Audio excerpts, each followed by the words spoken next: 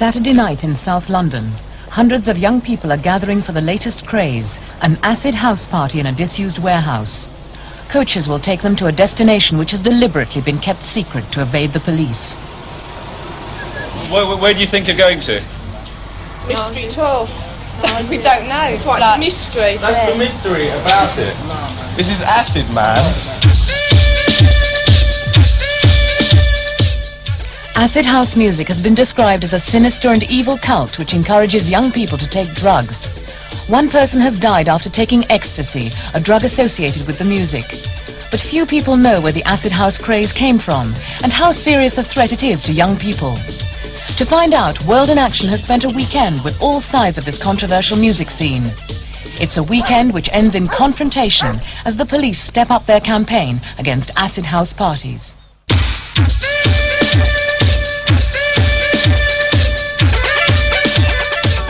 Acid music has had some commercial success, with records like this one, We Call It Acid by D-Mob, getting into the top 10.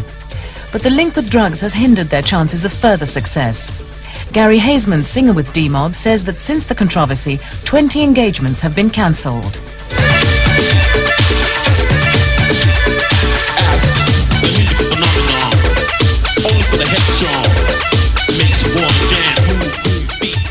Their video was shown twice on Top of the Pops and was then banned.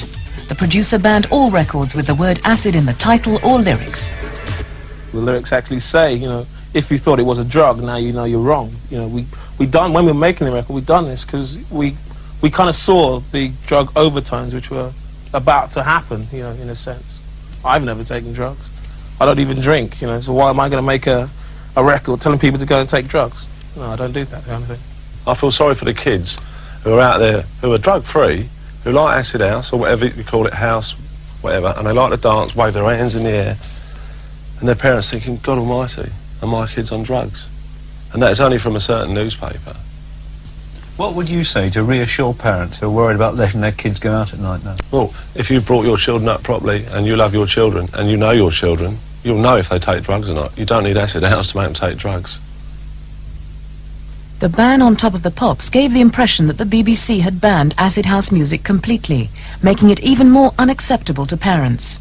I can categorically say that the BBC has not banned acid house music, and in particular Radio 1 certainly hasn't banned acid house music. What has happened is that the Top of the Pops, the BBC's premier pop show, has decided not to play tracks that have references to the word acid. We, on the other hand, decided to carry on playing acid house music because we've been aware of this for some 14 months.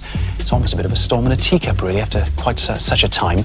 And we understand what the true meaning behind acid house music and the term acid is in this particular genre of music.